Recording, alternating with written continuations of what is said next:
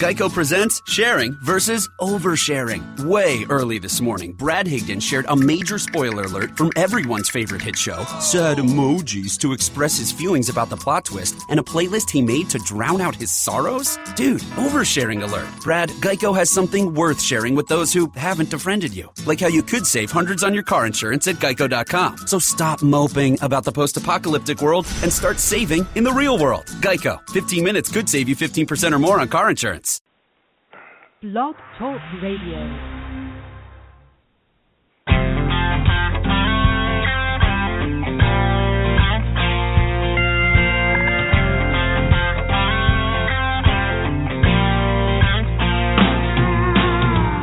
There will be days that just go wrong, make you wanna holler and shout, your hands up in the air, wondering what it's all about.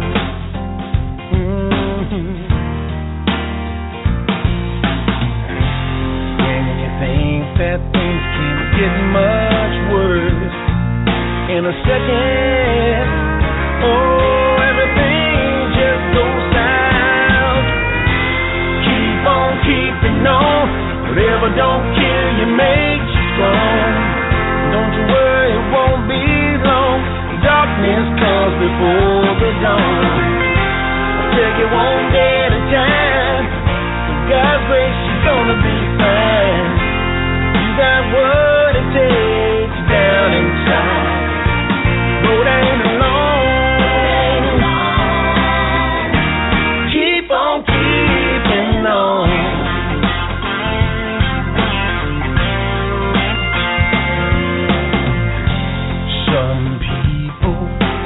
Stand in your way. They're always saying what you cannot do. Don't stop chasing your dreams and working hard to make them come true.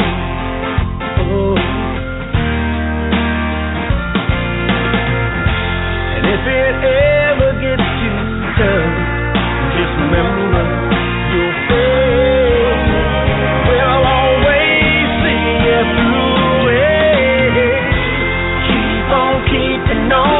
Whatever don't kill you makes you strong. Don't you worry, it won't be long. Darkness comes before the dawn. Take it one day at a time. With God's grace, you're gonna be fine. You got what it takes down inside. The road ain't alone. Keep on keeping on.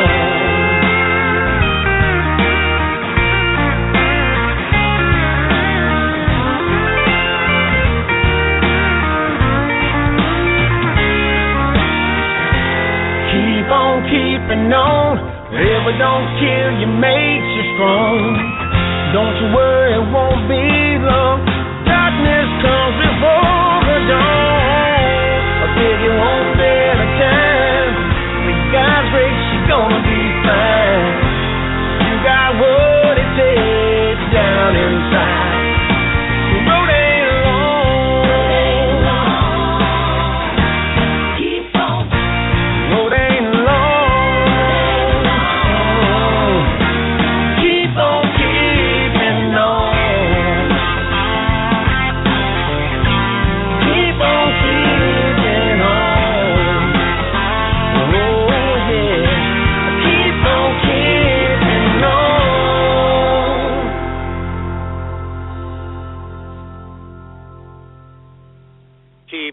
keeping on. Whatever doesn't kill you, it just makes you strong. That is the theme of this show. We jump hurdles here at this show, and we encourage people to jump hurdles here at this show.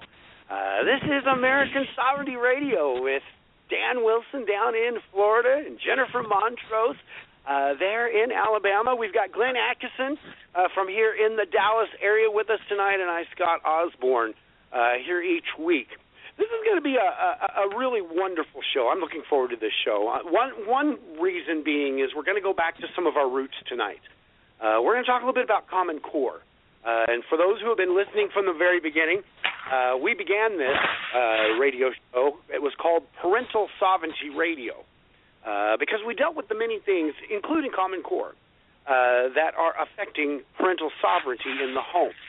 And so we're going to talk a little bit about that tonight when we bring in Matt Lynch, who is running for Congress in Ohio. Very excited. Had Matt Lynch on Conover U yesterday morning. Had a great interview. I know we're going to have a great time tonight. All of Matt's information is in the show page. You can go find that there. His Facebook, his Twitter, his website. Go to his website. Log on with Facebook. Log on with Twitter. There's a lot you can do with that website. It's interactive, and it's.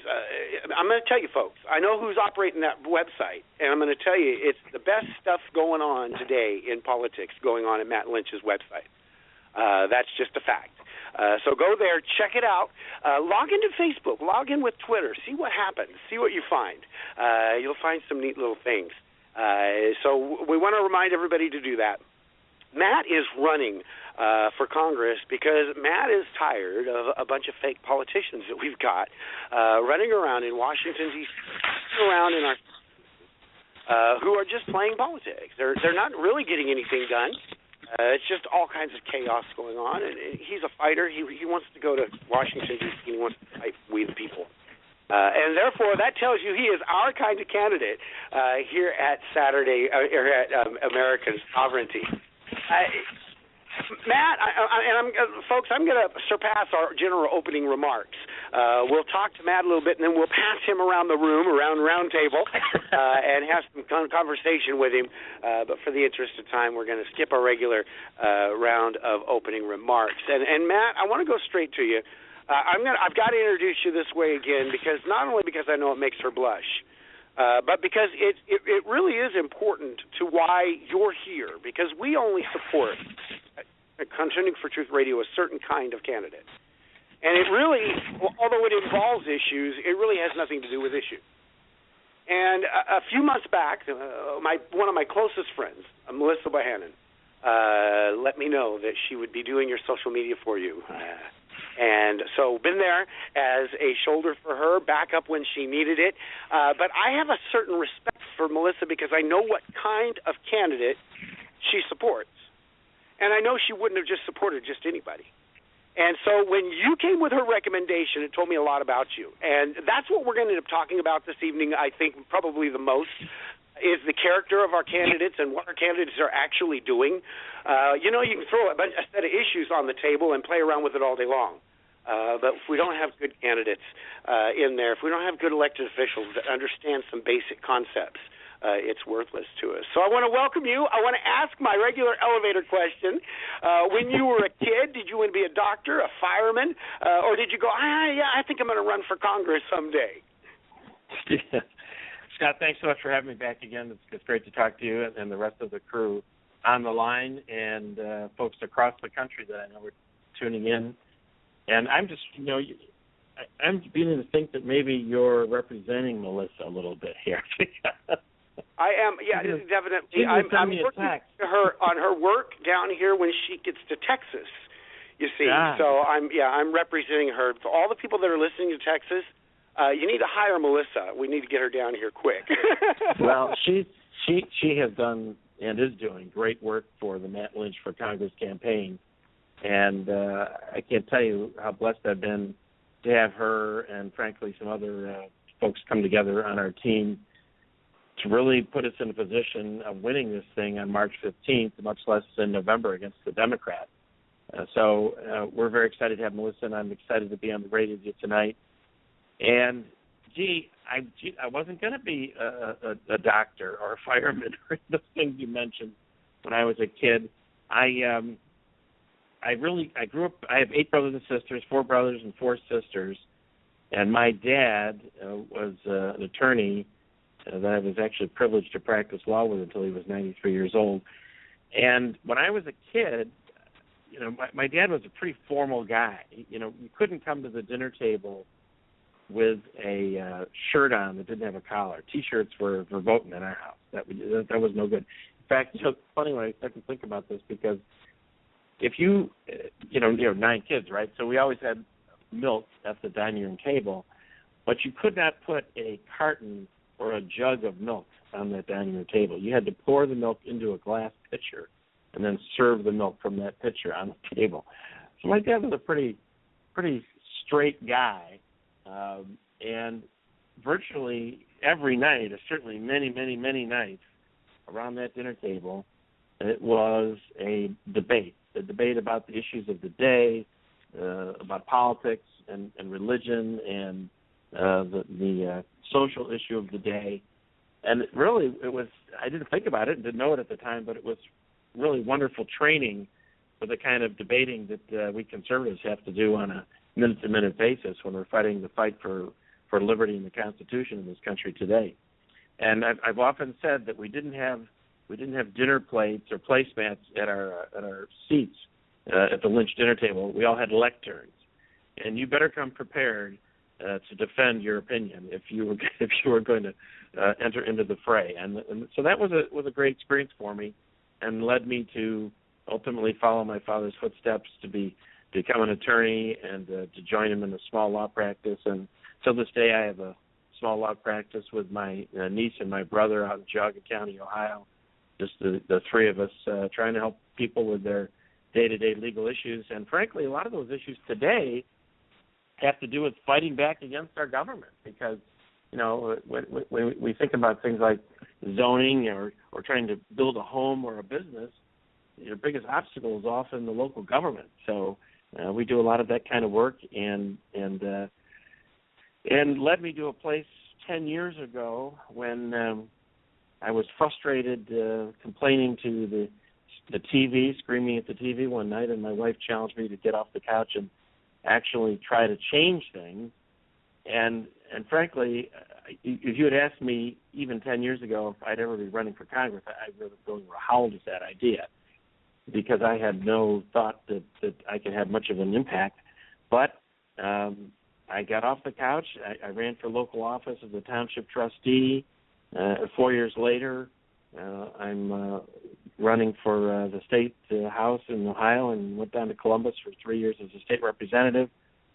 And, the deeper I got into the belly of the beast, frankly, the more I could see how corrupt the process had become by the political elite in this country and in this state. And finally got to the point where I knew that the place I had to go was to the heart of the problem, which is in Washington, D.C. The state of Ohio, for instance, believe it or not, after our governor force-fed Medicaid expansion and Obamacare in Ohio, the state of Ohio's $120-some billion budget, 50% of it, can you imagine this? 50% of it comes directly from the federal government in Washington, D.C. So the state of Ohio is not really a sovereign state anymore. It is simply a department of the federal bureaucracy. And that is absolutely upside down from what our founding fathers had in mind. And that's what I intend to do when I get to Washington, is try to turn that situation around. And with the help of folks like Jim Jordan's Freedom Caucus, I think we'll actually be able to do something. So that's the short story, at least, of how I came to this fight. Well, and that is insane. 50% is absolutely insane. That boggles my mind. I've never really. And that's not unusual for other states. You'll find other states in similar predicament. Oh my goodness! I'm gonna have to look all those up. I'm sure somebody's got a chart somewhere of all of those. It'd be interesting to see where California and Texas fly on that map, and Florida down there, Dan Wilson. And we've got Jennifer with us. She's logged in. I want to start with Common Core. Because that's where the roots of this program are from. And I'll tell you where I'm at right now with Common Core. I'm almost disgusted at the fight against Common Core. Because after 3 years of fighting Common Core and its cousins, I've come to the conclusion that its cousins are just as big. There's 4 or 5 of them sitting out there, from early childhood development stuff to cradle to grave stuff, to Common Core, to state to testing.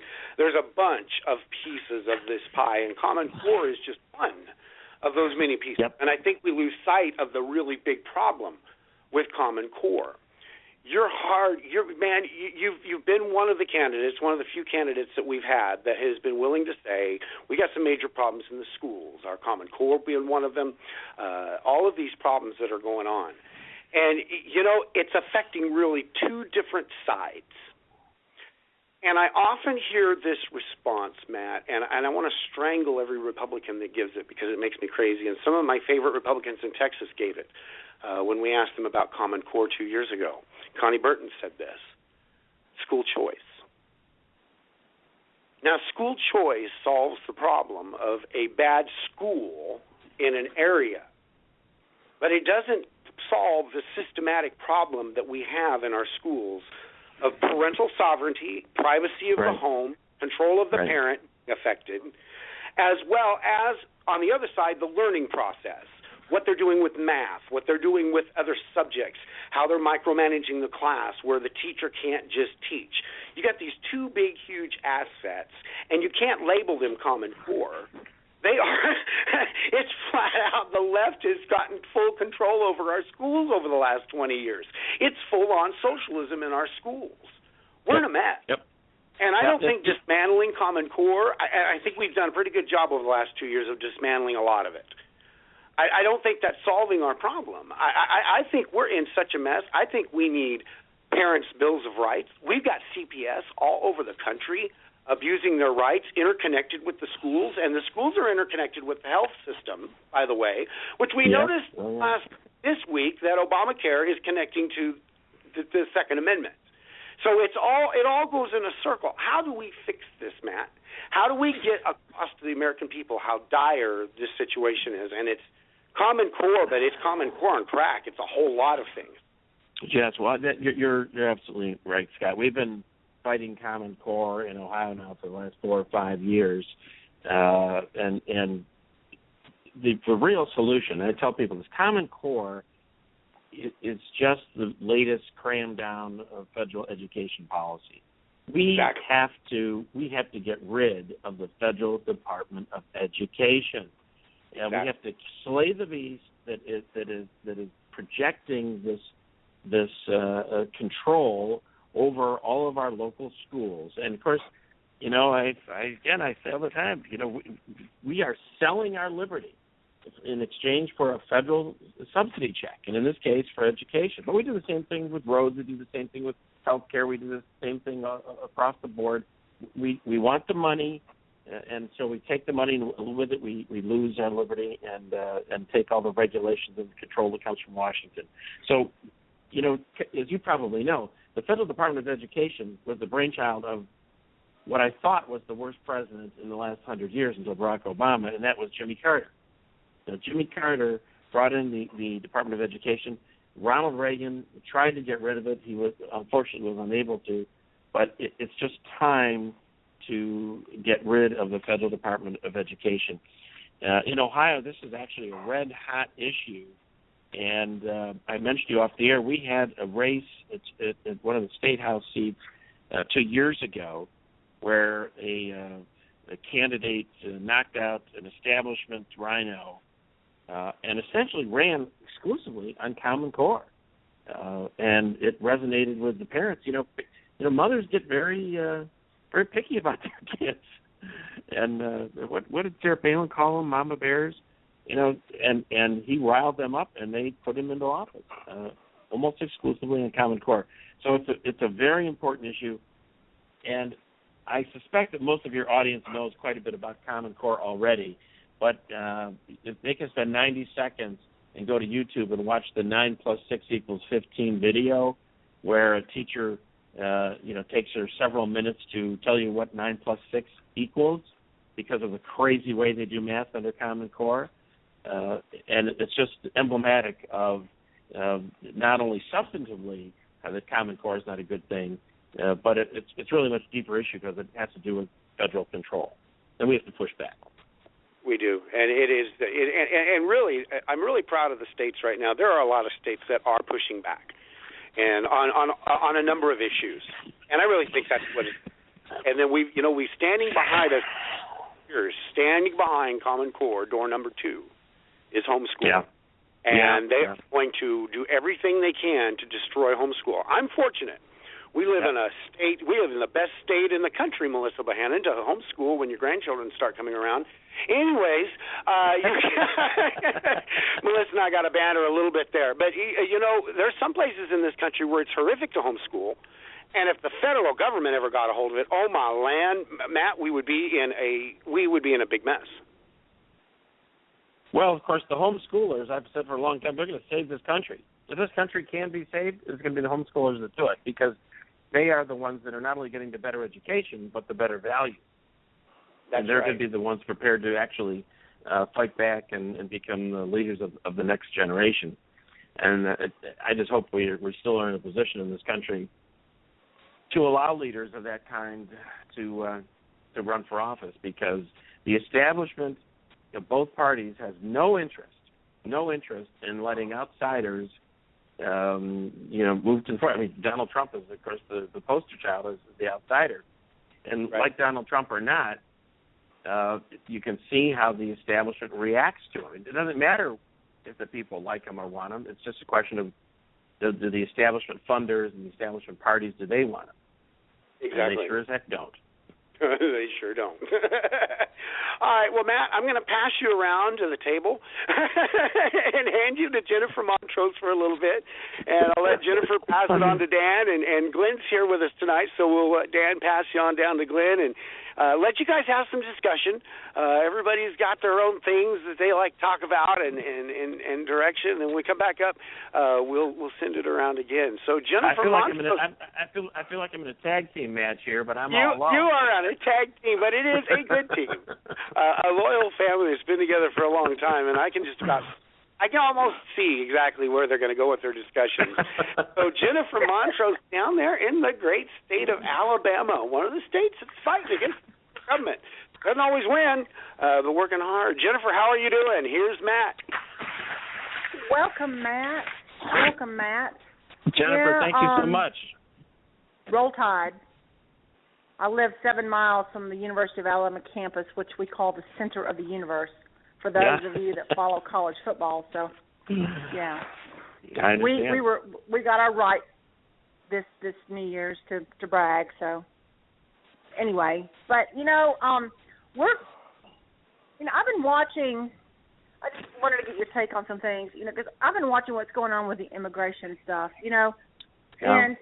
When my 13-year-old tells me that he's got illegal immigrants that go to school with him that barely understand English, and we're having to go through, I was noticing on your website about that particular subject of language, and, here we are in the United States where, our founding fathers, our language was predominantly English, and we did allow for people to come in as a naturalized citizen the right way. And I really don't like, when you talk to somebody on the phone with a business, and you can't even understand the dialect. And then now in a lot of places, they're forcing you to learn other languages. They're trying to teach kids Arabic. I think that should be a choice. English should be mandatory. Everything else is a choice. It's an elective, and why should we have to accommodate another language that's not the standard of what we have grown up with as a country, and how do we push through? Because there just seems to be, like, what I'm seeing in my community here is, got to be politically correct. You don't want to offend anybody. We don't want to have anybody to come out and say that you're racist because, you don't want to learn, anything about the Muslim faith, or you don't want to learn Arabic or learn how to speak Spanish. And I've got friends that say, I don't want to learn Spanish. I'm perfectly fine with my English, and I shouldn't have to accommodate. Your thoughts? Well, Jennifer, this is where political correctness is going to, frankly, destroy our country. Language is a very important unifying element of any society. It binds us together. It allows us to be closer to one another, so that even the kind of English that you speak down there in Alabama, which isn't quite the same as what we speak up here in Ohio. I can understand. Hi, y'all. Yeah. So it's very, very important. And there was a time in earlier generations where illegal immigration was going on when we required folks to learn English. In fact, they were anxious to learn English so that they could assimilate, so they could be Americans. And we've sacrificed that sense of unity, that sense of nationality in favor of diversity. But we really don't know what value that diversity actually brings in terms of diversity of language, because it adds to division, adds to misunderstanding, might even add to suspicion. And that's not a good thing, obviously. So making English the official language of the United States is a very basic thing we should do. But more importantly, I agree that we should not be putting up with businesses and certainly government accommodating other languages to such an extent that we no longer can recognize, what country we are in and how we can communicate with one another. And the illegal immigration problem and the legal immigration problem, for that matter, are having a tremendous impact upon our country. Your child that has a non-English speaking illegals in their class. And this is happening all across the country. The other day, Scott, you and I talked about, whether that was a problem in Ohio. It's definitely a problem in Ohio. We're spending nearly $1 billion a year in Ohio on illegal immigrants in the state of Ohio, for healthcare costs, for education costs, for criminal justice expenses. Nearly $1 billion. So this is not a small problem even for Ohio, and of course it's getting worse. And most importantly, this has a tremendous economic impact upon the people of our state and the people of our country. We're keeping wages low and preventing folks from rising the economic ladder simply because they have to compete with illegals from south of the border, or even if they're competing with legal immigrants that come here. You hear a lot of talk about the increase in the visas in the omnibus budget plan. Well, those visas are for legal workers, but those workers coming from, frankly, the other side of the planet even, they're going to work for lower wages. And the American workers are going to have to compete. And that is not a recipe for a rising standard of living in this country, but rather the opposite. And it's so frustrating that we can't have Republicans actually make that case.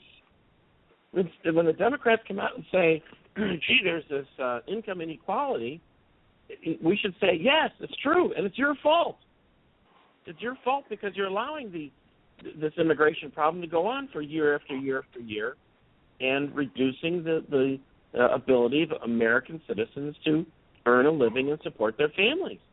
So it's frustrating on a lot of levels to me, and I did quite a bit of work on this in the Ohio legislature, trying to keep Ohio from being a magnet for illegals by denying them driver's licenses and other bills that I had proposed. And yet, when you have party leadership, or party so-called leaders like Jeb Bush who want to stand up and say, well, they're all coming here for love, it's difficult to overcome that problem. But I think people are waking up. We see now the problem becoming so bad on our southern border and down in Texas there, of course, you guys are seeing it. People are waking up to this, and hopefully, if we get the right president, we're going to be able to push back. We're going to be able to build that wall. And gosh darn it, yes, let's make Mexico pay for it,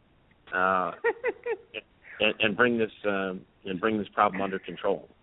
And another thing, we've got a pretty active fair tax community in the state of Alabama.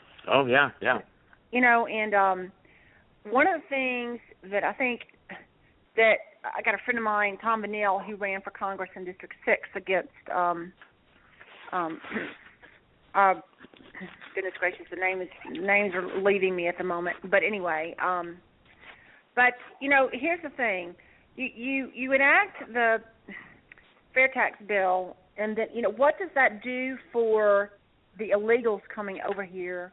What does that do for those that are here on visas working in the United States? I think it provides a positive, reinforcement for those of us that are citizens here in the U.S. and where, how they're able to, keep their income, keep their money. We've got, I live in the coal mining industry in the area that I live in. We've got, Jim Walter's mines, and they have had layoff after layoff, and you're looking at, what we can do with our economy to straighten this stuff out.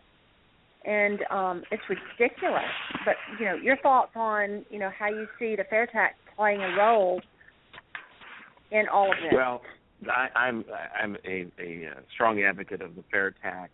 The Internal Revenue Code and the Internal Revenue Service itself is just beyond anything that anyone could have imagined could develop when the income tax was first brought in, the federal income tax was first brought in.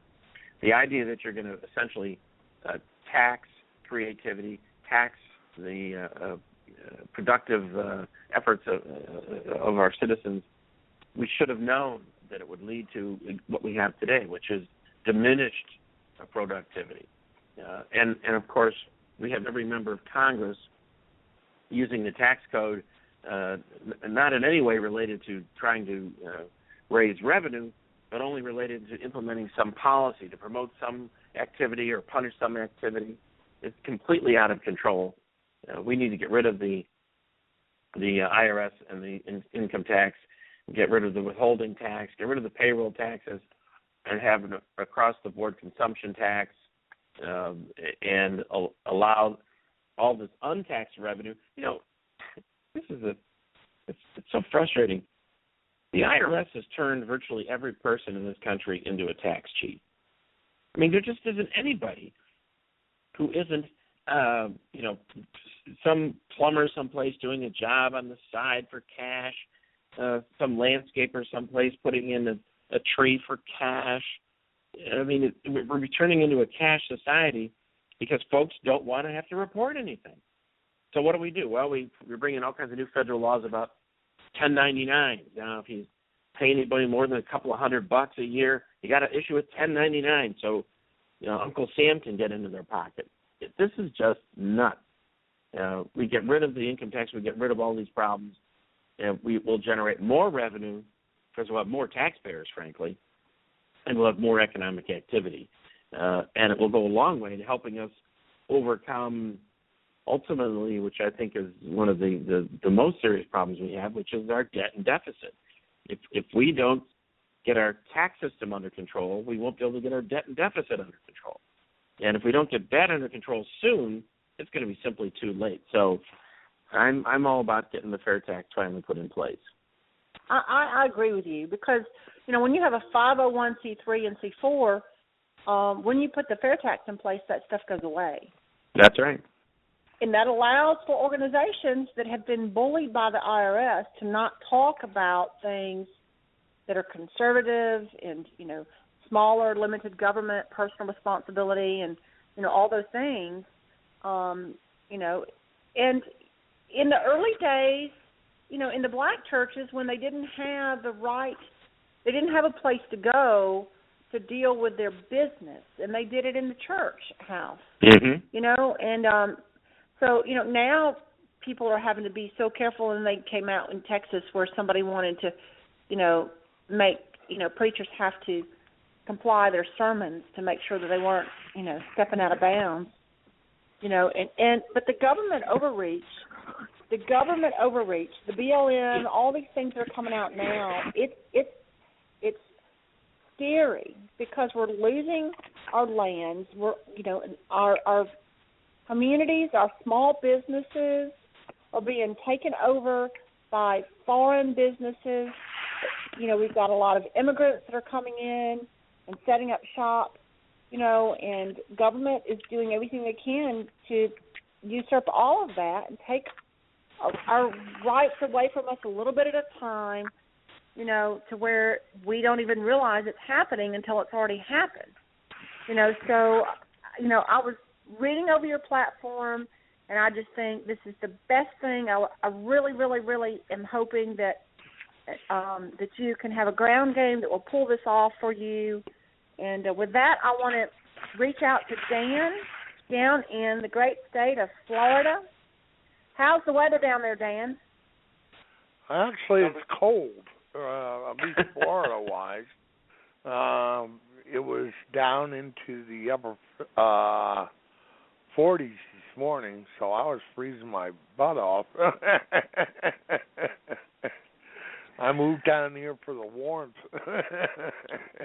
Dan, where in Florida are you? I talked to someone earlier today, and they told me the same thing. It was in the 50s. Yep. I'm just north of Tampa, and it's usually beautiful down here, but we get these cold fronts once in a while, and I hate the darn things. I've been down here for over 20 years, so my blood's gotten thin. I have 5 daughters, and my youngest daughter, some years ago, moved to Fort Myers, Florida, where she's been now the last 12 or 15 years, and she's just not coming back. she's like comes to visit around Christmas, see a little snow, but that's it. She wants to go back to where the sun keeps everything warm 12 months out of the year. So. My dad's down in Punta Gorda, which is just north of Fort Myers, and I gave up Rhode Island. That's where I grew up a long time ago, and it was in '88, I think. So coming out of Florida, you must be a Jeb Bush fan. Yeah, right. Just like I like the pledge. It's funny when you talk to people from a state like Florida, because Jeb Bush, of course, would go on and on about what a wonderful governor he was in Florida, and I didn't really follow him down in Florida that much, but of course up here in Ohio we have John Kasich, who does the same thing. He touts all these lies about what he did to bring Ohio back, and people outside the state, they just don't know that it's simply not true. That not only has Ohio still got a lot of serious troubles, but all the good things that had happened had nothing to do with John Kasich. So I always suspect that it was the same in Florida, that Jeb Bush was not really the savior of Florida, and it certainly is not going to be the savior of the United States if we put him in the Oval Office. In fact, quite the opposite. Exactly. He's just going to bring us right back to what we're trying to get rid of. He's a rhino, just like, his brother. The only of the whole clan, the only one that was almost presentable was the father. But after that, it went downhill from there. I think George Sr. only looked better because he stood in Ronald Reagan's shadow. Yeah, probably. I mean, and I think, being from a generation that saw World War II and they have a slightly different view of our country. Yeah, fair enough. I certainly I agree with that. We that greatest generation, we already missed. There's so few of them left, and these kids today, I sound like I'm 64 years old. So, but when I see these kids in their 30s that have no real understanding of what we went through, what this country went through during World War II. Heck, they don't know what this country went through in the first Gulf War. So it's very frightening. It goes back to some of the comments we made about education. But if we have to, as Ronald Reagan said, we have to revive our liberty in each and every generation. Otherwise, we will lose it. It's not in our DNA. I mean, if you look at my my Facebook page, it's a Reagan quote that says, freedom, liberty is only one generation away from being lost. Yep. Exactly right. That is so true. And I never dreamed in my life that, I'm getting close to 60 myself. I never dreamed we'd be in this position, but we are. Well, that's why we have to fight back. That's why I'm running for office, and I have to remind people that if they want to help me in this battle, that they can go to mattlynch.com. I have to remind people because Melissa will send me a text telling me I haven't mentioned it. If they want to support a candidate that's going to go to Washington to push back against the Rhinos and the Democrats, because they both have to be fought, then they can go to mattlynch.com and support me in any way they can, including signing up for my wife's prayer team, which is very, very important to our campaign. Well, most definitely. I believe that one of the first steps we need to take is to bring God back as the foundation of our country. Absolutely. He, since the Pilgrims first stepped foot on North America, our values have been Judeo-Christian, and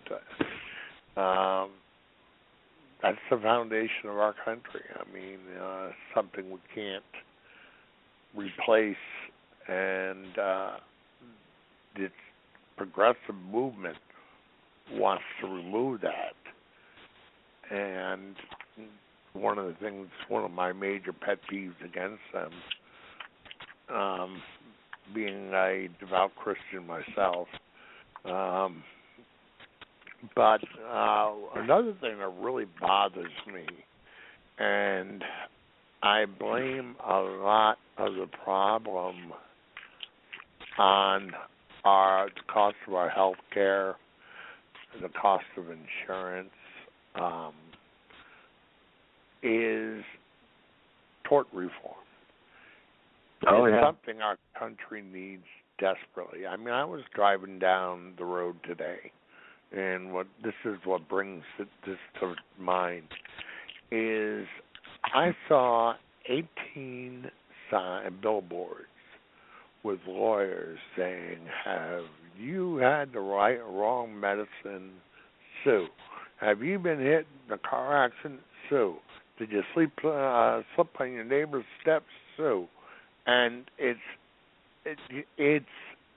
to the point where people just see it as an easy way of making money, and they don't understand everybody pays for this. And I have not heard a single word coming out of Washington regarding tort reform in years, and when I do, all I hear is a few words, and it disappears.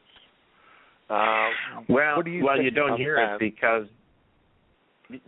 because the Trial Lawyers Association is among one of the largest donors to campaigns in Washington, D.C. They spend a lot of money. When Obamacare was being put together, of all the crazy things it didn't touch the lawyers. And I am a lawyer, so I've got to include myself in that.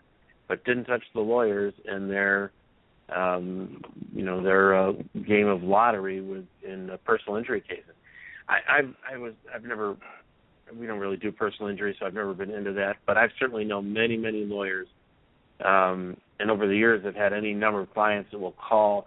I remember years ago getting a call late at night from a client who had bitten into a cheeseburger at some fast food restaurant and chipped a tooth or some such thing, minor injury, and but they were experiencing pain. Now, they didn't call their doctor. They didn't go to the emergency room.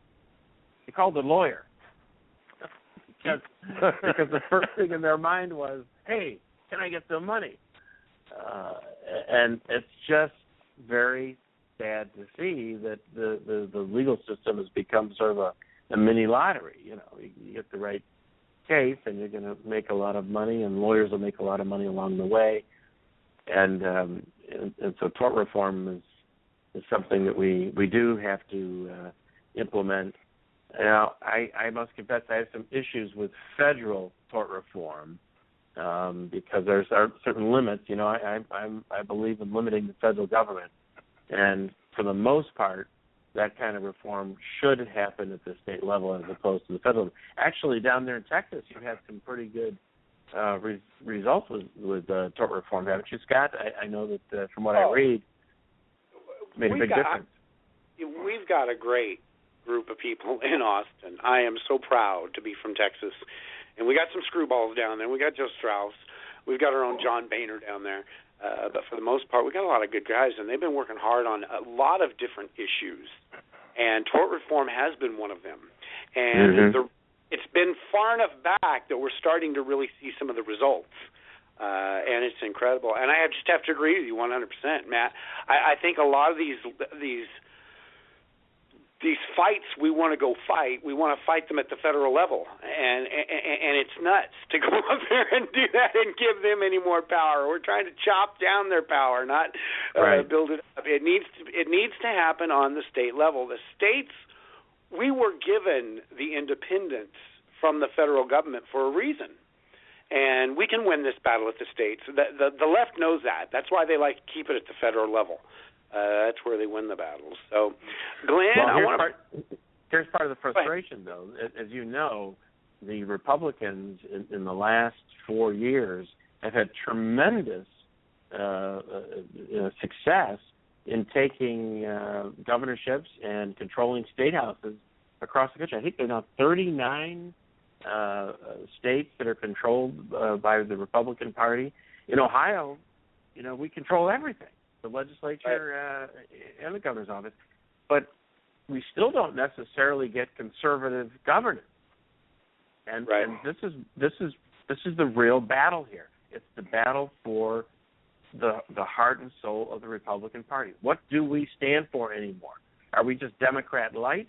Are we just a political machine trying to promote our own power and money, or do we actually stand for the conservative principles of liberty and limited government that Ronald Reagan, are we the party of Reagan? Are we the party of Lincoln anymore? And that's why I'm in this battle. Oh, I understand that. And, one of my my frustrations is on the state level, we aren't getting that done. That's the problem. And here in Florida, it's ridiculous. And as I said, 18 billboards in the course of 5 miles is it shows it's a sue me state. Yeah, you're right. You're right. And we have to make that change, and I do agree with downsizing government. As a matter of fact, that was kind of going to be my second question. Right now, we have 270 different departments inside the federal government, and some of these departments are subsidizing programs like watching a shrimp run on a treadmill, and you end up spending $3 million on this. Yeah. And you add that up over 150, 200 departments where people are looking at the mating habits of a gecko. I mean, how do we attack that? And how do we, when we're talking about, we can't afford Medicaid, we can't afford Medicare, and yet we're watching a gecko, the mating habits of a gecko that we're spending, Well, that is all up in the billions. I don't want to lose the gecko in the shrimp boat here, but You're exactly right. In fact, I'm surprised when you say there are 270 departments. I'm surprised there aren't a lot more than that, actually, because they certainly spend as if there's we're doing so much at the federal level we just should never be doing, and we don't even know what we're doing. That's the truth. Is our government has become so large that no one really knows. The thousands and thousands of regulations. I happen to be watching Louis Gohmert on the House floor today, and he was talking about the criminalization of America because these thousands of regulations, whether they're EPA regulations or health regulations, or it might be, that are being pushed out by the federal bureaucracy every single day. And if you violate those, it's a crime. What kind of a world do we live in when these unelected bureaucrats can literally set up a situation to send you to jail? I have a supporter who lives out in Ashtabula County here, and he runs a little coffee shop, and he sells French fries in the back if you want a burger and fries. And when I first met him, he was telling me about how he had to pay hundreds of dollars a month to dispose of his used French fry oil, and how the French fries that he sells for $3 or whatever it happens to be for a plate of French fries could be a third cheaper if he just didn't have to pay a specially certified hazardous waste disposal company to come take away his half gallon of French fry oil once a month. So I told him, I said, well, look, if I was you, I'd probably just take that French fry oil out to the woods someplace and dump it half a gallon. Who's going to notice? And he said, yeah, but if I do that, I go to jail. It's a crime. So we're just in this crazy situation where we can't even keep track of all the laws that we're potentially in violation of and going to go to jail for. So, which is why when you talk about all those departments, we just have to get rid of a bunch of these departments, like the Department of Education I mentioned. But that is certainly not the only one we're going to have to deal with. Yeah, we're going to have to, do a big-time revamping, cleaning house. But the French fry oil gets me the most because, you can turn that into a biofuel. I know a friend of mine goes around and he collects it, French fry oil from, McDonald's and Burger King or whatever, and he brings it home, puts it through a filtration system, and he runs his diesel engine on it. Yeah, that's probably a crime. That's probably a crime, but you better, I think, don't mention his name. His car smells like a French fry going down the road. But it's ridiculous, though. These laws that, and then we're paying for all this money, and then we complain that we don't have enough to pay into what we've paid into for our entire lives.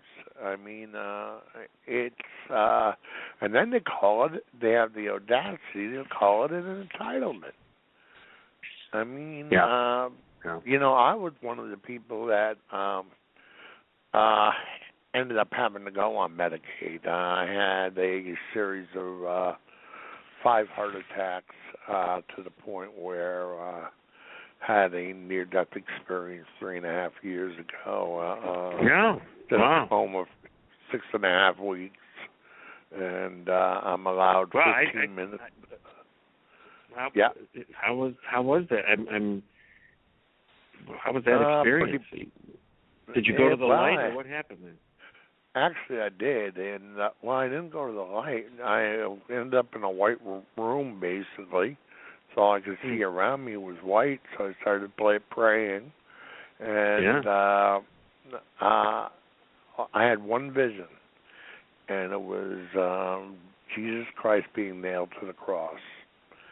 And he looked over towards me, and our eyes connected, and it was like a physical connection.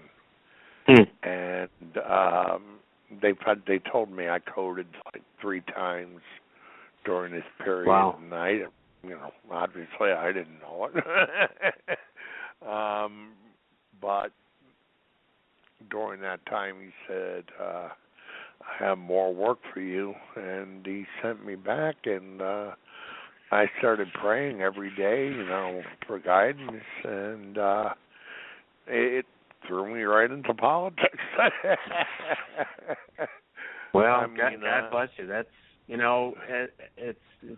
it's so true that the political battle today in this country is really a spiritual battle. It's political, it's social, it's a lot of things, but it's underlying it all, it's a spiritual battle. I absolutely believe that. And, I have to tell you that when my wife and I debated between each other about running for Congress, when you decide to do this kind of thing, you try to count the cost, like the Bible says, and think about, well, how can I raise enough money? Do I have enough time? All those kinds of issues. And we actually came to a place one day when we were praying about it, where we sort of realized that we were asking the wrong question, because the question should not be even can you win. The question should be, does a political race of this kind, does it serve God's kingdom, win or lose? And if it does, then that's what you do. You climb the mountain. You take on the Goliath. You do whatever has to be done in service of God's kingdom. And I have to tell you, this is my second run. We lost 2 years ago, just barely. We only lost by 2,500 votes in a 54,000 vote race. But we were able to speak God's truth to an awful lot of people during that time. And that is a significant achievement as far as I'm concerned. I want to win, and frankly, I expect to win. But I also believe that the battle in and of itself has tremendous value for my neighbors, my friends, and my country. So that's why we're in it. Oh, I agree 100%, and I believe that that our Constitution had divine inspiration, and that we were meant to be the leaders of the free world, to act as a guiding light for the rest of the world to follow. And today, prior to 3.5 years ago, I was what I call a lazy Republican. I was conservative. I've been a conservative since day one, but I never really pushed anything, and I try to avoid political, talking and getting deep into politics. Well, probably about 6 or 8 years ago, but I started getting changing because I started getting really furious with the way the things were going.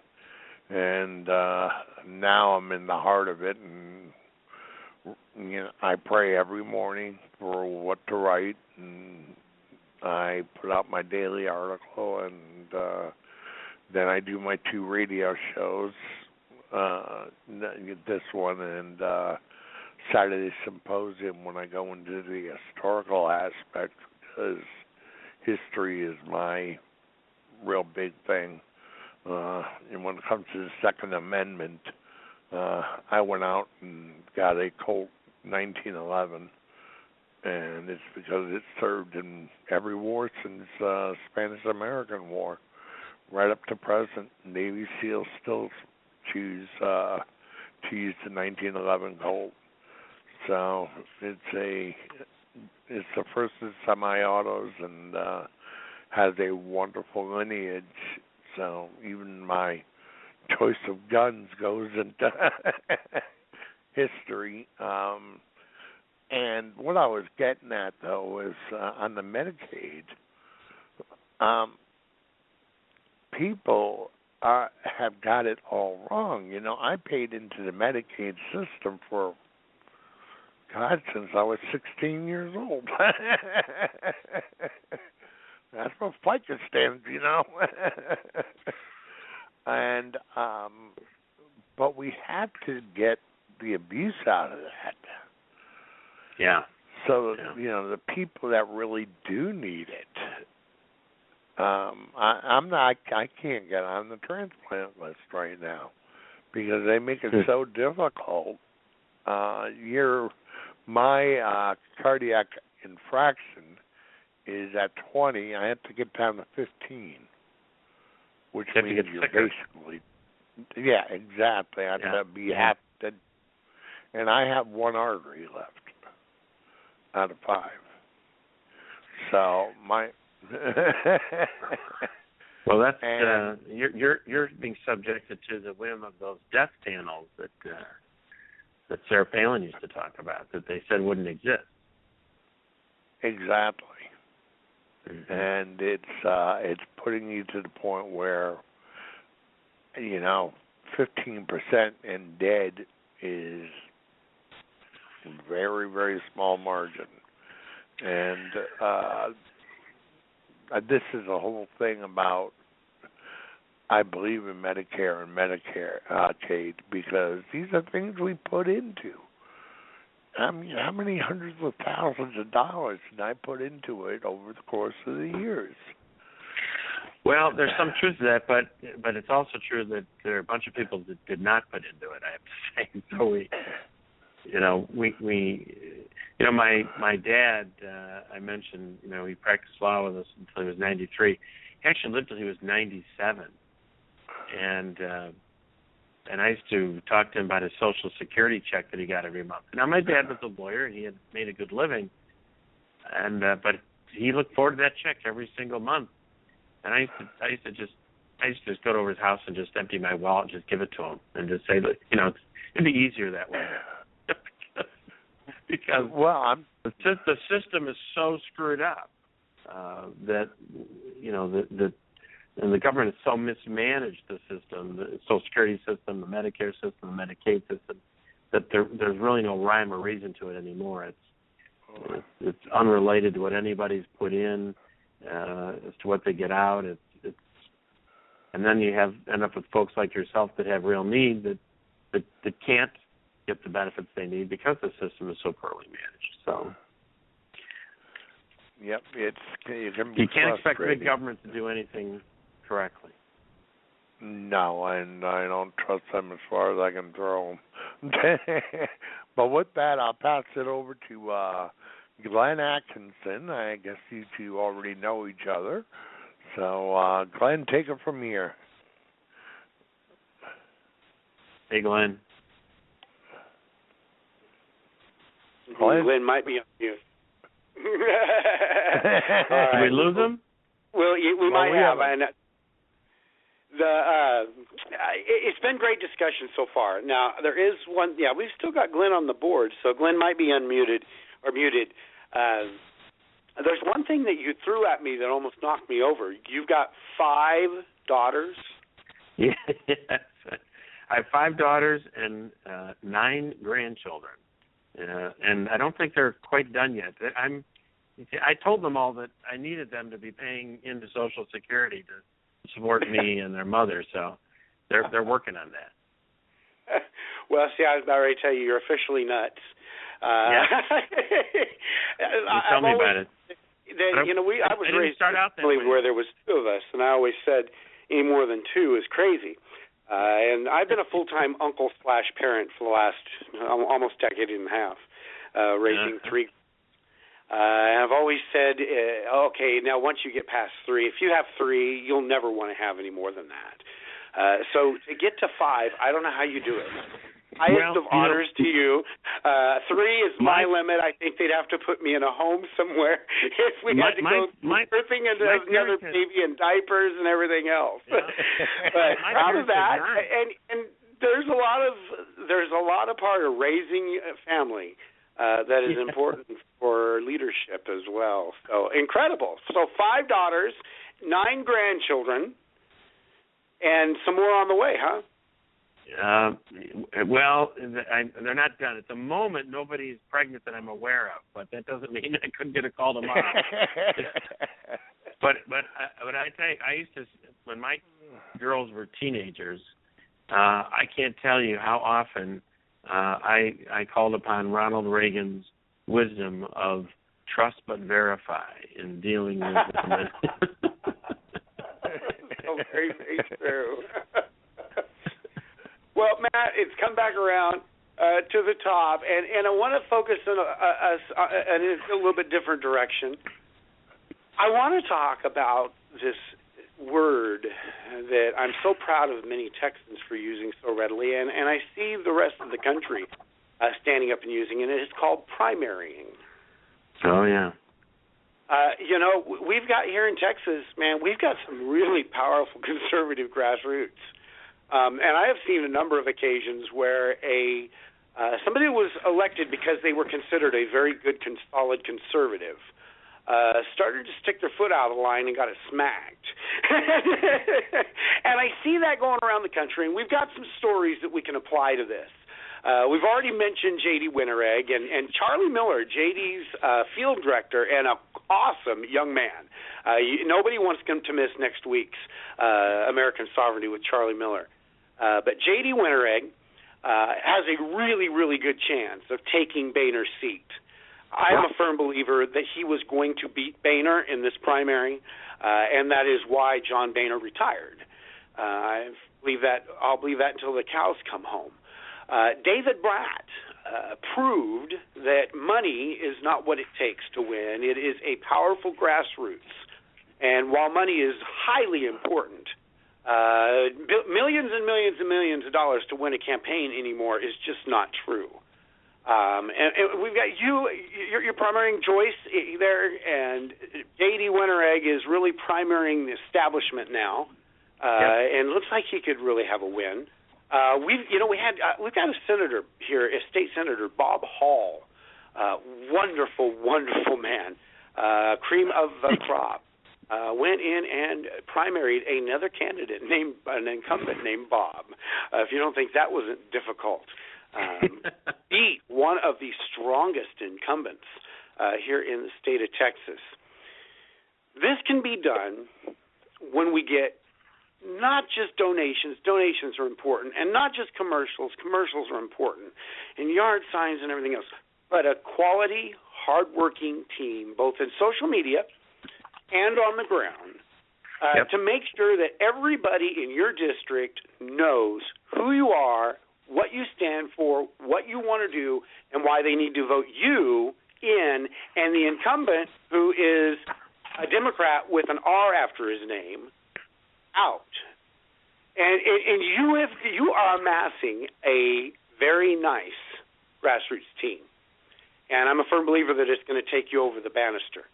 But I want to talk about that a little bit. It's different than it used to be. In the days of Phyllis Schlafly, back where the guy who had the most money just won it, it's fully. Well, look, did I lose you there, Scott? No, go ahead. Yeah, well, I mean, you're right. Things have changed a lot. Money is still important, but you don't have to have as much money. I certainly will never have as much money as my incumbent Congressman Dave Joyce opponent. But 2 years ago, when I announced I was going to take him on, and there's a lot of background to it, but it was a very last-minute decision. We actually filed our petitions on the last day, almost the last hour that they could be filed, and it shows you how naive I was, because I was in the state legislature and I had a small campaign fund of about $70,000, but at least I had something to sort of, go out and buy a few yard signs with. And shortly after I filed, I discovered that under federal election laws, you couldn't use any of your state campaign money for a federal campaign. So none of it could be used. So we literally started our campaign with 10 or 12 weeks out, didn't have $1 in the bank, just from a dead stop. But 12 weeks later, because of the incredible efforts of the grassroots from every Tea Party and Liberty group and 912 group in Northeast Ohio that knew what I had done in the State House and got behind that race and just made a tremendous effort in a very short period of time and took us from a dead stop to a dead heat. And in the last week of the campaign, my opponent was literally spending hundreds of thousands of dollars to try to overcome the momentum that we had built up, and he just barely did. It was a very, very, very close race, and it was all attributed to the grassroots and their frustration with the establishment and their openness and the voters' openness to a truly conservative candidate. So when we lost that race, our next race for this round started the next day.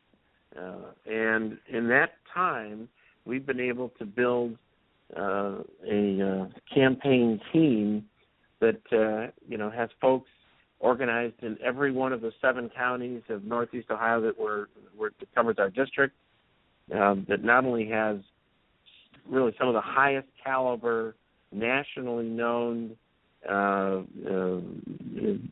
folks working on the campaign, including one Melissa Bohannon you may have heard of, and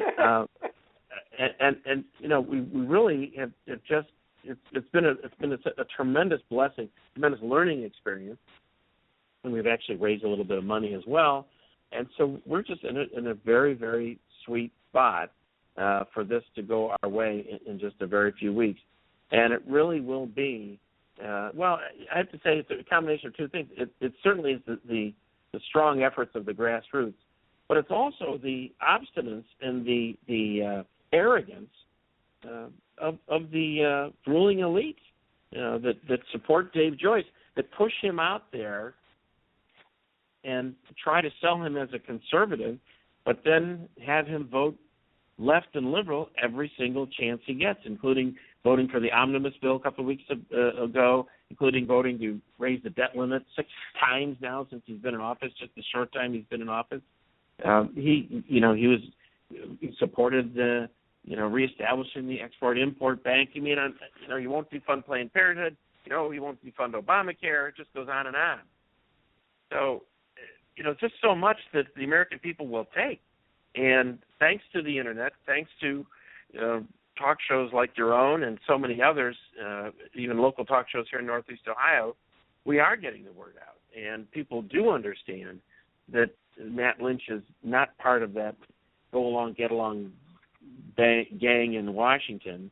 But I'm going to go there and join Jim Jordan, and we're going to crack some heads and try to take this government back and this party back away from these phony Republicans and return it to the voters of the 14th district. That's what I'm determined to do, and by golly, I think we're going to do it with God's help. I agree 100%, and you know what? It's not a difficult accomplishment to accomplish. Ronald Reagan showed us how to do it, and we just have to go back to the basics. We have to go back to why we're conservatives. There's a lot of conservatives out there that they go back and forth on different issues. I've got friends who are Republicans that want gun control. Yeah, and what I don't understand about that, Matt, is one of the basic tenets of why we're conservatives is we know that the federal government cannot micromanage, as Herman Cain said, and that anything is almost always handled better at the state level. Why would you be, as a conservative, even if you believe there should be gun control, why would you be throwing that ability at the national level when we already have way too much control there. We are well over controlled there. And I think you've got the message right. We're going to get there. We're going to send you there. I'm going to send it back around the table one more time. We've probably got not enough time for it to go around one more time. So I'm going to hand it over to Jennifer Montrose down there in Alabama. Good discussion tonight. You know, it really gets me sometimes. You know, you think you can't unseat an incumbent, but we've seen it happen recent, you know, election cycles. So I mean, you know, there's some good, I think there's some good grassroots activism going on out there right now, and I can tell you, as far as the Second Amendment goes, I think we've reached one of the highest gun sales with all that's going on, and the crocodile tears that we saw coming out of our divider-in-chief in his latest, you know, television.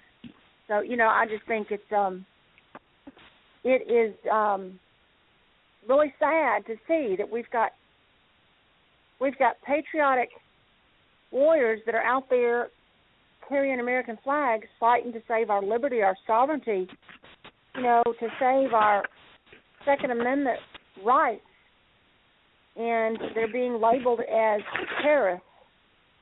You know, and it's time that we have members of Congress to come out and take a stand against, you know, for the citizens, against all of this executive order that seems to be trying to come down from the Hill, from the Oval Office. Well, Jennifer, you are so right. You know, when I ran 2 years ago, I was making the point that we should have long ago gone down the impeachment road with what I call King Obama because of his abuse of his executive authority. But you know, here's the thing. I have a theory about this a bit. You know, we have these cowards in Congress that they don't want to stand for anything. They want to be politically correct every day. They don't want to offend anybody. And so they simply don't want to exercise their constitutional authority to legislate. And so when the executive, in this case Obama, steps forward and says, "Well, I'm just going to do this. You know, I've got my phone and my pen, and you know, the American people want this, and Congress won't do it." And there are, I'm telling you, there are Republicans in Congress that are sitting back tonight saying, "Oh, I'm glad he's doing it." They'll never say this publicly, but they're glad he's doing it because, see, now they don't have to worry about fighting that fight.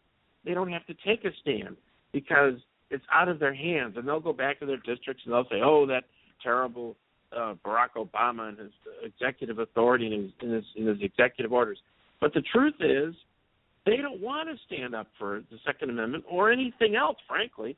They want to just, you know, kiss babies and shake hands and collect their pensions and not actually stand for any principle. And actually, we see them the same thing in the Supreme Court. I actually think that the Supreme Court, in recent years, they're sitting back watching Congress give up its authority. They're seeing Obama grab authority he doesn't deserve left and right. And so the Supreme Court says, "Hey, why shouldn't we get in on this party? Why shouldn't we abuse our judicial authority in the same way that the president abuses his executive?"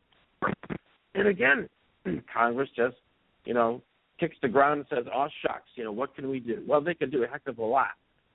The U.S. Congress controls the jurisdiction of the United States Supreme Court, not to mention their paychecks, and they should exercise that authority to put the squeeze on the United States Supreme Court and put them back into the bounds of the limitations of the Constitution, as they also should do, of course, with the President of the United States, and should have done long ago by way of impeachment. So I get very, very frustrated.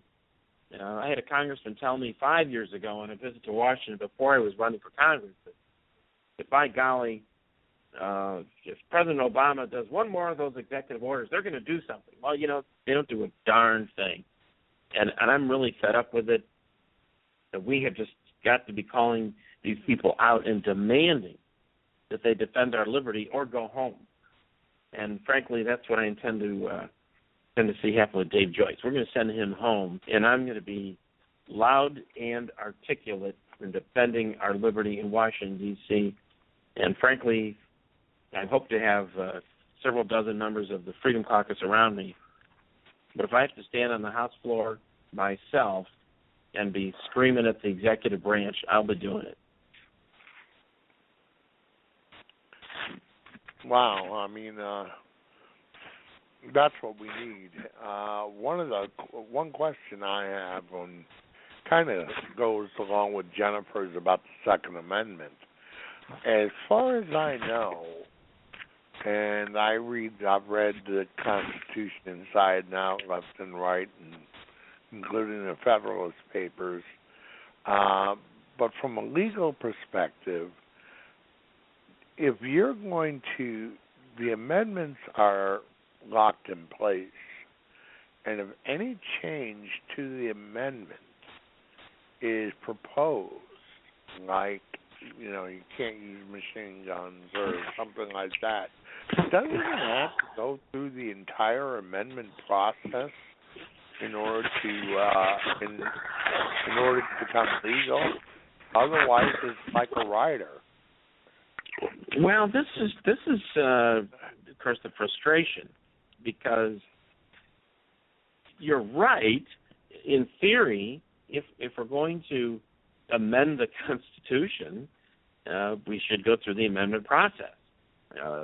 But how do we enforce the limitations of the executive when he decides to ignore the amendment process, or even when the Supreme Court decides to ignore the limitations on its authority and simply, you can say they're legislating from the bench or they're legislating from the White House, but it's being done in an administrative way, and unless you have some branch of the government that's willing to say no, we won't allow this, then it just goes on.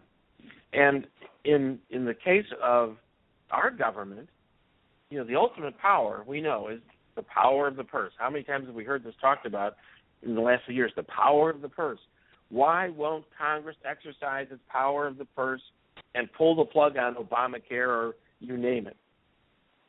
And it's because they're cowards, because they're more concerned about, not going to the right cocktail party or not getting on the Sunday talk shows than they are about actually doing what's right under the Constitution.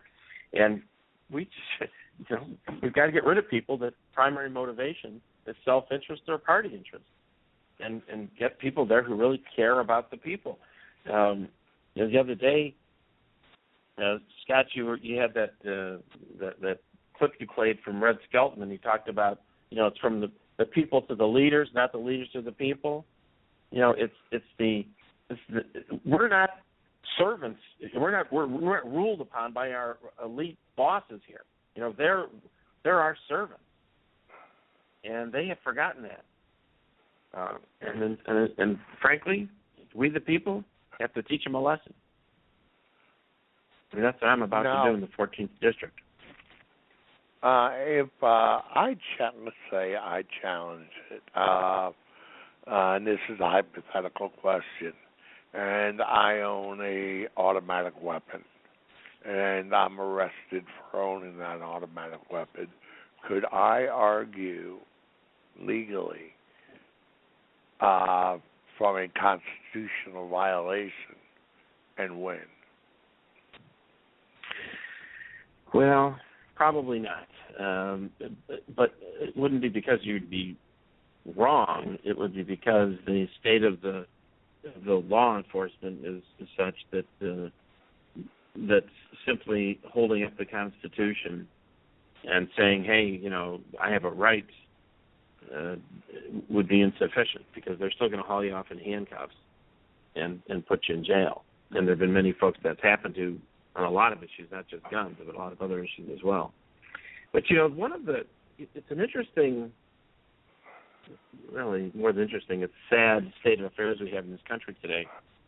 I know you've all followed what's been going on over in Colorado, where this group has gone onto this federal land preserve, I guess it is, and they've occupied it. I guess they're still occupying it, as far as I know.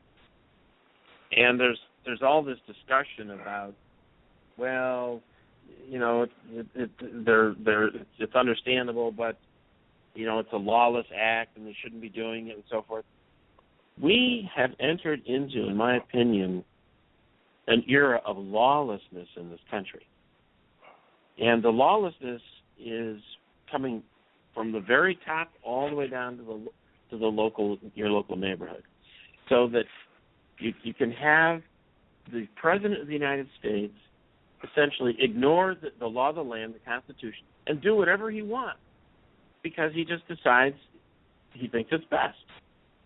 But in doing so, he creates an environment of lawlessness all across the board, so that individual citizens can also be brought to a place where they say, well, gee, if the president doesn't have to follow the law, why do I have to follow the law?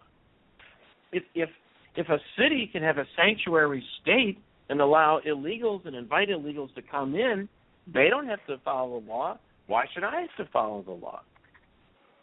And this kind of lawlessness it's not good for our country. It can lead to chaos and ultimately a real breakdown in our society, and you don't never know where that's going to lead. So I think we're in a very delicate place in our history, and it's going to take a lot of prayer and frankly a lot of God's grace to get us through this time. And I've like many of you, I've read the Bible, and I've heard a lot of preachers talk about the end times, but I don't read in the book of Revelation anything about a strong Western Christian power. You just don't find it. And that gives me great pause about what the future holds for the United States of America. Well, we definitely got to get out there and fight, and that's why Jennifer, Scott, myself, Glenn, we're all out here doing what we're doing. I know, and we appreciate it. Well, we want to bring it back to the way our founding fathers envisioned, and well, and if folks in your audience want to help, they can go to mattlynch.com and make a donation of $5 or $500 and help the campaign to get the word out. So in Northeast Ohio, we can add that to our arsenal of grassroots volunteers and really take back this part of Ohio. And I think JD, as we've talked about, has got a great chance. I think the Ohio delegation with Jim Jordan and JD and myself and a few others can be a very, very different kind of congressional delegation than it was under John Boehner. It can really lead the way in Congress to turn us back towards constitutional liberty. And that's what I'm praying is going to happen.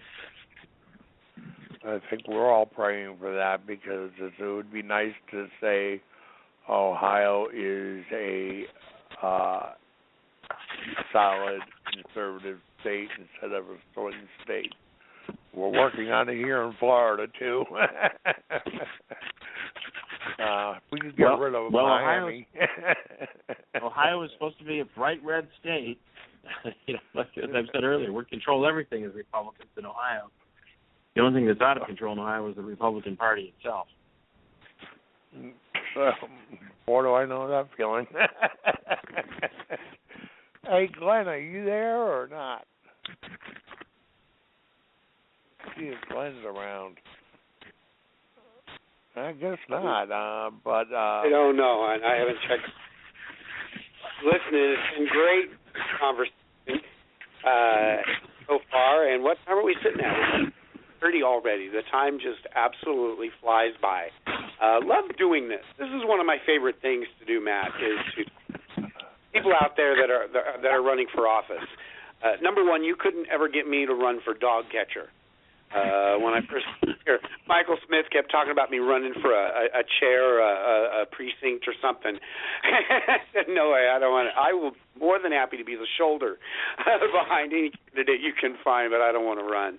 It is a huge sacrifice on behalf of anybody to run for office and then to be a public servant. And you've done it at your state level. You're getting ready, I believe, to do it at the national level. And it's a huge sacrifice. It's a sacrifice on behalf of your wife. Your kids seem all grown, so it's not as much as it is when they are all at home. But it's a huge sacrifice, and it's important because I do believe we can take this country back. I believe if we get a whole lot of Matt Lynch's, we can take this country back. And I've been honored over the last 4 years, and I think Jennifer Montrose and Dan Wilson and Glenn would back me up on this, that we've got some really good candidates out there. Oftentimes, those are the candidates that have got the gumption to primary an incumbent that just isn't doing the job right. And we don't always win those battles. In fact, our track record really isn't the best for those who we support because sometimes we're supporting the guy like Zach Poskovich that's going after Bob Corker, Cork the Dork. And it isn't. But you've got a great path to a win. And J.D. Winteregg has a great path to a win. And we just want to make sure that we want a slumber party in Washington, D.C., in Capitol Hill, in the Congressional Office Building. We'll have a big old pizza party. But we do. We want to keep fighting, and that's why we do what we do. And this is archived, Matt. This show and the other show we did on Monday with Rodney, both those shows are permanently archived. And we'll be sharing them throughout the rest of the campaign. Anybody can listen to it. Great. In fact, only about 7% of our listeners are listening right now live. The bulk are listening in archive up to 2 weeks from now is when the bulk of our listenership listens. But we're going to continue to fight forward because it is important for our young people. It is important. I'm raising my 3 nieces. And there is not a day that doesn't go by that I don't worry what the church is going to be like in 30 years and what their society is going to be like in 30 years. The economics, morality. I've seen what changes have happened in my short 47-year-old lifetime. And I know by the time that they're my age, things could be really crazy. Well, you mentioned the churches. The churches are really the most important organizations in this country for change. I'm running for Congress, but the truth is, I wouldn't have to run for Congress if these churches would actually get up on the pulpit and preach the truth in such a way that motivates those folks in the pews to be on their knees every day, but then get off their knees and go vote the right way. Because so many of them don't even vote. That's right. And there's just no excuse for this. And I have talked. I ran last time. There's a local church out here in my own county, and they are very much anti-abortion, pro-life, as am I. And they put white crosses out on the lawn in front of their church. You may have seen this in some other churches as well. And they'll put up a big sign with the count on the number of abortions that have gone on in the state of Ohio during the year. And they have all these white crosses out. So when I ran for office, I called them up and I talked to the pastor and I said, gee, I'm the pro-life candidate. I'd like to come talk at your church. I don't even want to have to talk to them from the pulpit. Just let me go talk to your pro-life group that meets there every couple of weeks. And he said, well, we really don't like to get involved in politics. And I said, well, if that's the case, Father, you better get a lot more crosses, because you're not going to save those babies by just talking to yourselves in the church basement every couple of weeks. You've got to Right. change the policy of this country. And that means you're going to have to get involved in politics. I had another pastor say to me, well, I don't want to get in any trouble with the government. And I said to this pastor, I said, well, you do know that they crucified Jesus Christ. I mean, if you're not in trouble for preaching the gospel, if you're not out there causing offense in the biblical sense that you are preaching the truth of what, that Christ and his sacrifice is the only road to salvation, if you're not doing that, you might as well close up the church. And I'm afraid to say that so many of our pastors today are just unwilling, not just unable, but unwilling to take the risk to actually preach the truth from the pulpit. Amen. That's our problem. Yeah.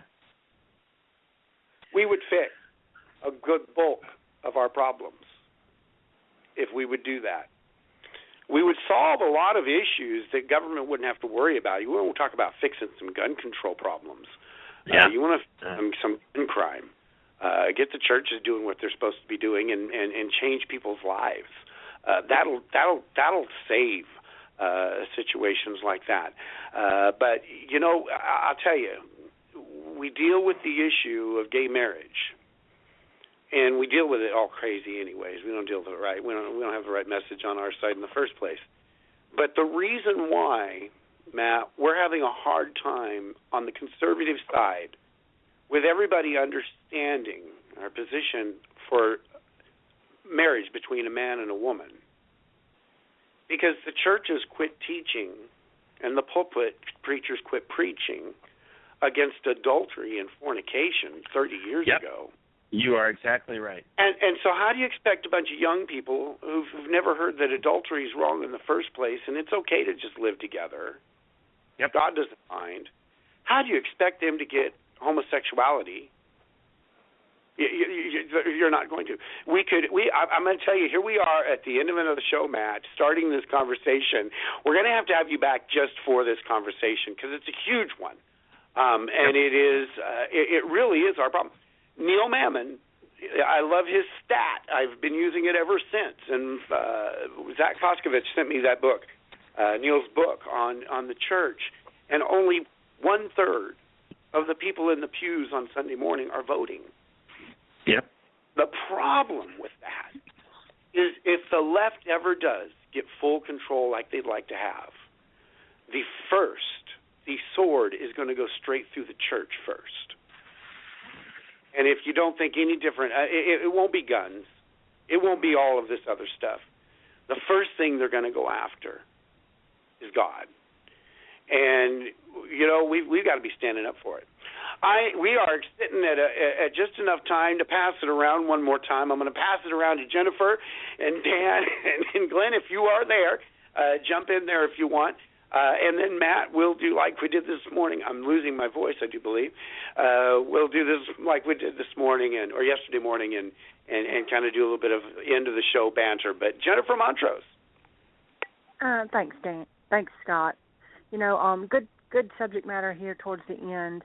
I tell everybody, everybody wants to say that you're not Christian enough to be elected.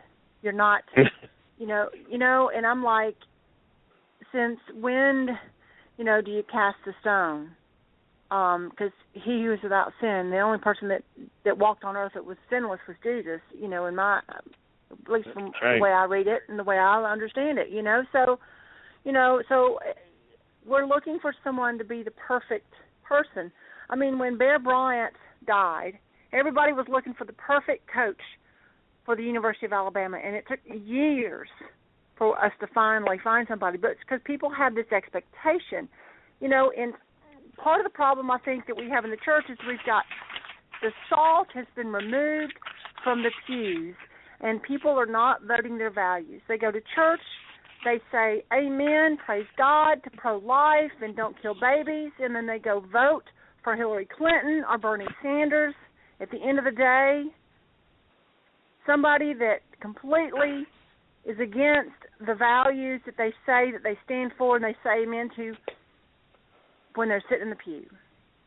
And well, I think Jennifer, we have. Yes, you're right, and there should not be a Christian preacher anywhere that is afraid to stand up in his pew and tell his congregation that they cannot, in good conscience, as a Christian, vote for a candidate that wants to go on killing unborn children. I mean, it's just, they just have to say it. But they're afraid to say it. Well, I'm a Frederick Douglass Republican, and I believe in voting your values. I'm a big believer, in a lot of the stuff that Frederick Douglass had to say when he was read his writings and that sort of thing. But when we talk about voting your values, but then so many people who are low information voters that don't have an education past 8th grade, don't know how to read, they pay attention to the media, the propaganda.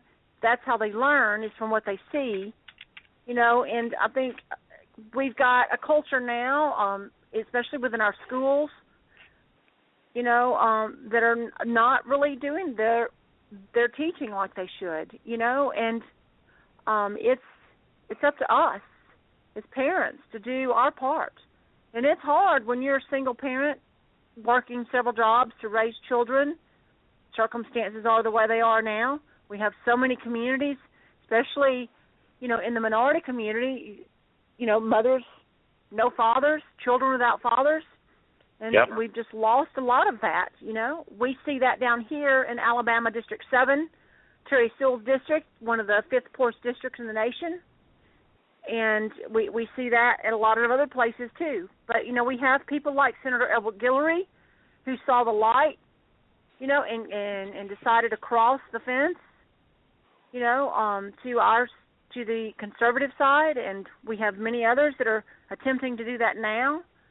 And, but I want to ask one more time, where can people go when they want to learn more about you, financially contribute, because we're just about out of time. And I just want to make sure that everybody knows where to find you on all the social media sites, and everything, because we need to get you elected. That is 100% definite. And we can't stand for what we have now. I appreciate that, Jennifer. And they can all go to mattlynch.com, where they will also find a link to my Facebook page and my Twitter feed, and they can communicate with me there. They can contribute at all 3 places, and of course any amount is going to be helpful, particularly in a small budget campaign like ours. So mattlynch.com is the easiest and best place to go, and I'm betting, Jennifer, that my friend William Green from the Frederick Douglass Foundation. I know William Green, yes, and I have done some extensive work with K. Carl Smith over the years, who is the founder of the K. Carl Smith, founder of the Frederick Douglass Republican Movement. Mm-hmm. And many of us we've had him on this show many times. But yeah, we're seeing some things change. People are getting to the point to where they've had enough, and they're tired of living paycheck to paycheck. They're tired of giving all their money to the IRS. Small businesses are not flourishing like they used to. People can't go into a bakery and ask somebody to do what they want to do without being, ostracized. People cannot stand for liberty like they want to without being called terrorists. Yep, that's right.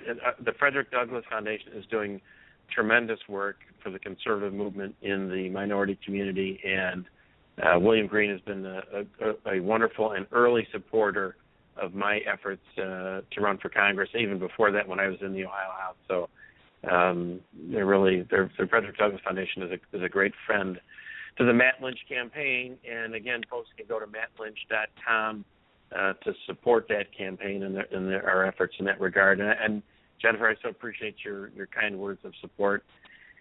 And, I in most of my speeches, I end them by telling people there's two things we have to do. We have to work hard and we have to pray hard.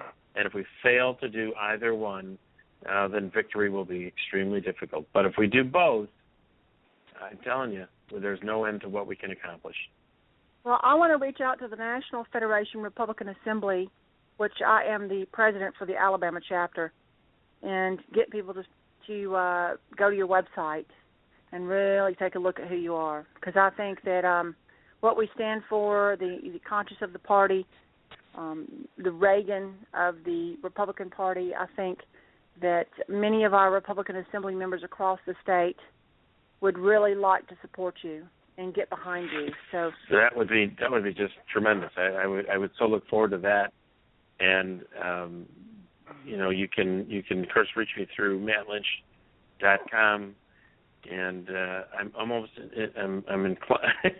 about to rattle off my personal cell phone number here. You think 2,000 people would get it that way? I don't know. But I think I could probably reach out to Melissa or maybe. Oh yes. Mhm. Definitely. Yeah. Yeah, she's got. We all network here on this radio show. We've had many of people that we have connected to since Herman Cain ran for office. Well, and Jennifer, I'm in contact with Matt Lynch's real boss, his daughter. That's good. Running his campaign. That's right. Yeah. My daughter carrying somewhere saying, "Don't give out your phone number." We'll put you in contact, Jennifer. Dan Wilson, we'll pass it to you. At what time are we sitting at here? We're sitting at about 15 minutes.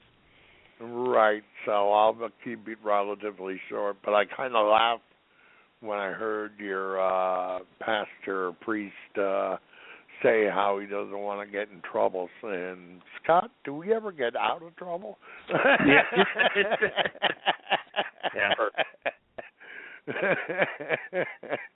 I mean, it's kind of like an oxymoron. If you want to make changes, you got to stand up against the status quo, and it's, as you said, Jesus gave his life for this, and he was always in trouble. We're always in trouble. Scott and I both were. Well, we were on the. We both got ousted out of Facebook 3 or 4 times in the early days, and it's. I just kind of take it as a compliment now. Well, it's important that we talk about getting in trouble for standing up for what we believe, but at every occasion when I've been in a position where I thought, do I really want to say this in front of this crowd? Inevitably, people will come up and say, "I'm so glad that you said that, or you spoke in that way, or you spoke that truth." That's what I think. That's what we need to do. But they're reluctant. They're afraid for whatever reason. They're not in a position to do it. The leaders in the conservative movement that give voice to these values give a sort of permission. They allow others to follow. I mean, that's what leadership is all about, right? It's about articulating the values that others really already have in their hearts, and they just need someone to show them the way. And that's why programs such as yours on the internet radio and J.D. Wintereg and so many other candidates and leaders. Jennifer, listen, we've never met, but you're already one of my heroes, because in your community, for you to be, aligning yourselves with Republican candidates and conservative values is not an easy thing to do. I know it's not an easy thing to do, and God bless you for having the courage to do that. But it's so important, because if we all don't stand up, then no one is going to express these values. When sometimes folks said, "Well, gee, why are you running for Congress?" If I don't run, nobody runs. If I don't have this battle, if I don't raise these issues, nobody raises these issues. And the rhino establishment, phony Republicans just have their way with the people of the 14th district, and so we, in some ways, we that are in a position to do something, we have an obligation to do it. Well, exactly right. I agree. Yeah. Go ahead, Dan. We do it. Well, we're all doing it for the same reason. Yes. Love of God and country. And if we don't change our ways soon, there's not going to be a country.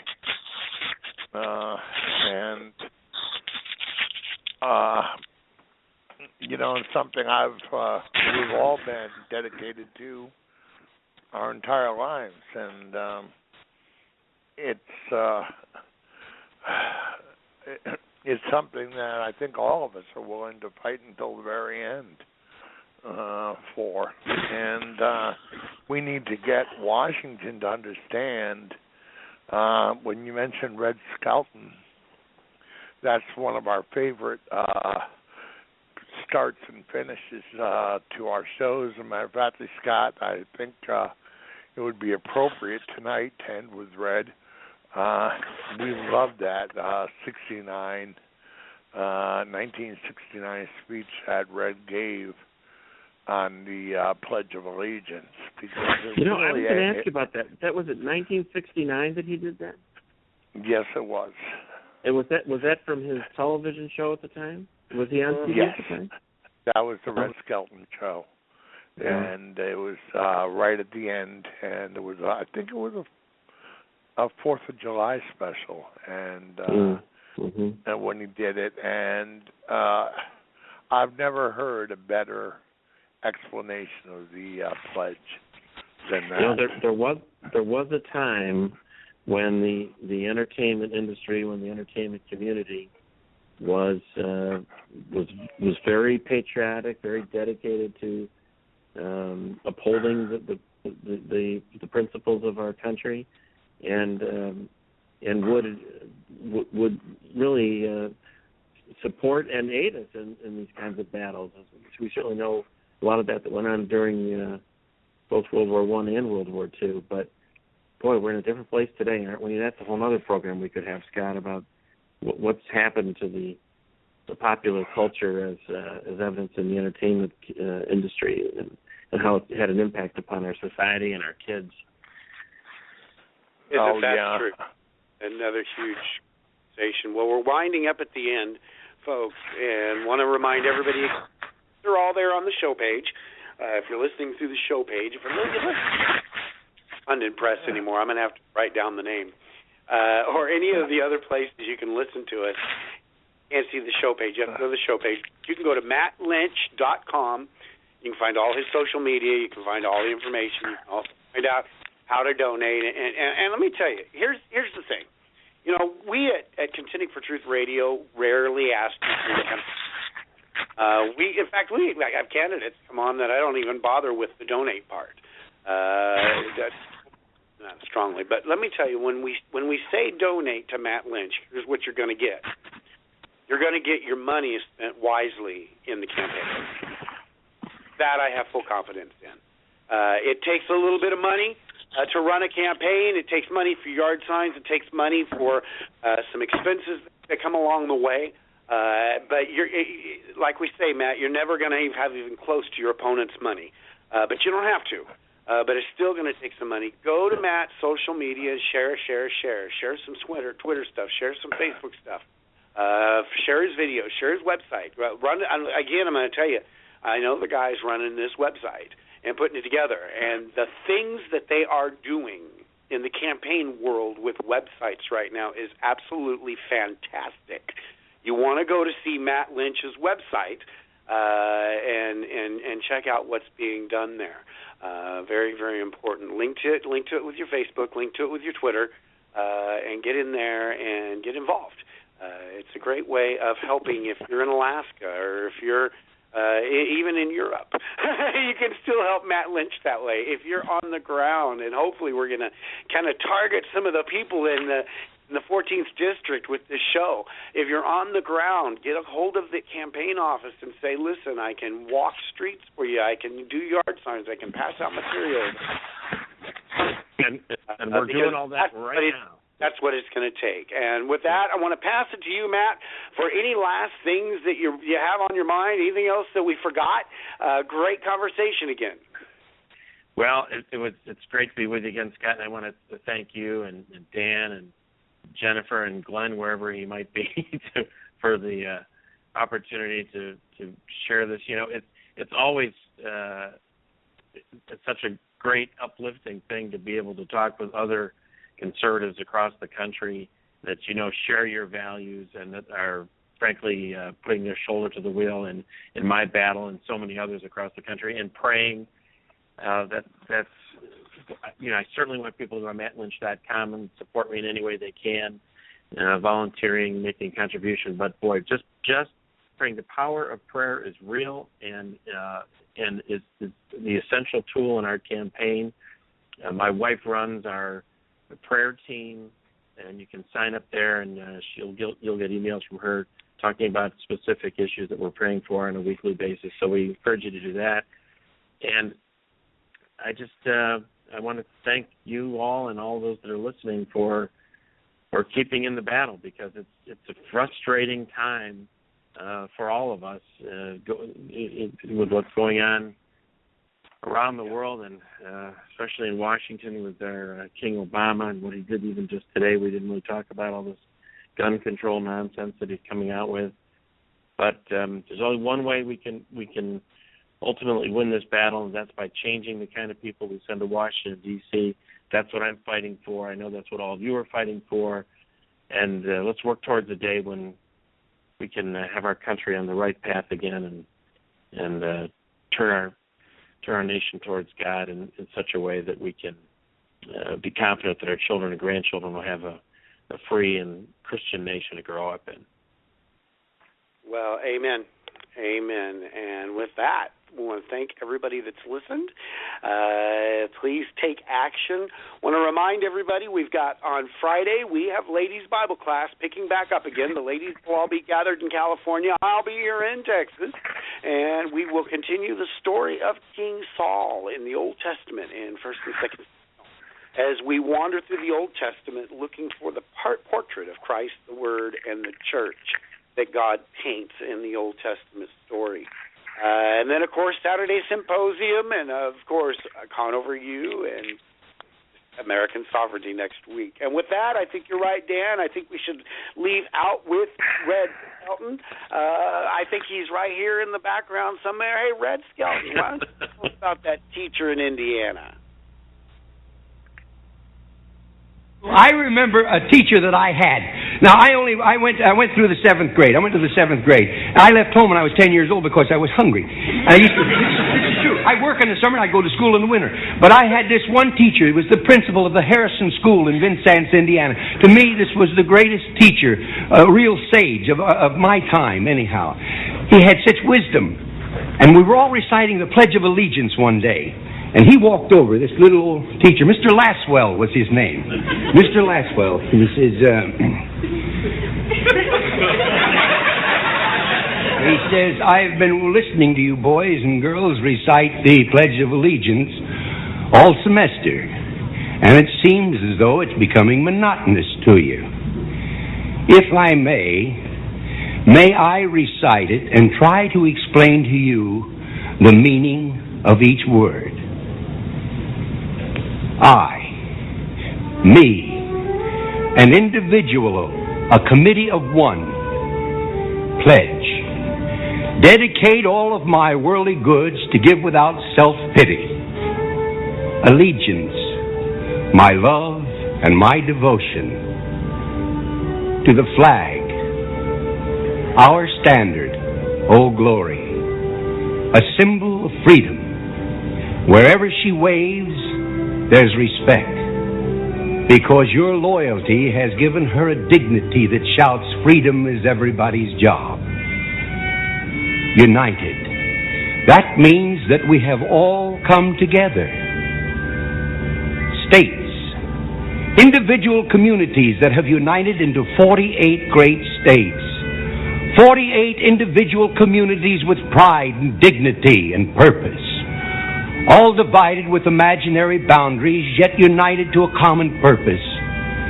And that's love for country. And to the Republic. A state in which sovereign power is invested in representatives chosen by the people to govern. And government is the people. And it's from the people to the leaders, not from the leaders to the people, for which it stands. One nation,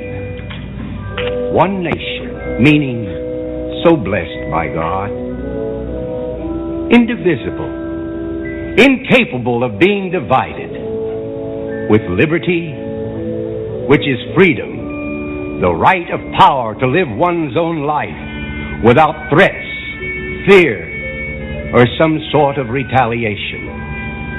And justice, the principle or qualities of dealing fairly with others. For all, which means, boys and girls, it's as much your country as it is mine. And now, boys and girls, let me hear you recite the Pledge of Allegiance. I pledge allegiance to the flag of the United States of America and to the republic for which it stands, one nation, indivisible, with liberty and justice for all. Since I was a small boy, 2 states have been added to our country, and 2 words have been added to the Pledge of Allegiance: under God. Wouldn't it be a pity if someone said that is a prayer and that would be eliminated from schools too?